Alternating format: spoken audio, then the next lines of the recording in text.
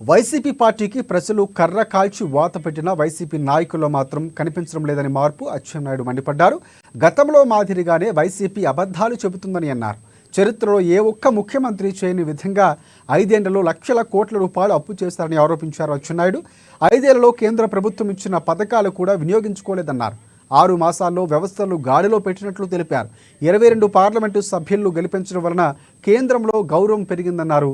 కూటమి ప్రభుత్వంలో శివారు ప్రాంతాలకు సాగునీరు ఇస్తున్నట్లు వెల్లడించారు అచ్చెన్నాయుడు. నేను స్పష్టంగా మాటిస్తున్నాను, రైతులు ఎవ్వరూ ఇబ్బంది పడవలసినటువంటి అవసరం లేదు.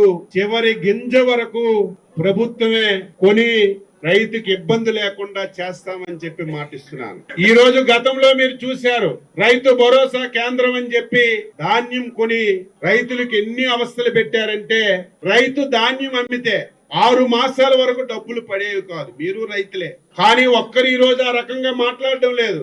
6 మాసాల వరకు డబ్బులు పడకపోవడం కాదు, మొన్న మేము అధికారం చేపట్టినప్పటికీ గత ప్రభుత్వం ధాన్యం కొని 1600 కోట్ల రూపాయలు 1600 కోట్ల రూపాయలు రైతులకి బకాయి పెట్టింది. మేము వచ్చిన తర్వాత గత ప్రభుత్వం పెట్టినటువంటి 1600 కోట్లు బకాయిలు రైతాంగానికి తీర్చడమే కాకుండా ఈ రోజు ధాన్యాన్ని నిమిషాల మీద కొంటున్నాం.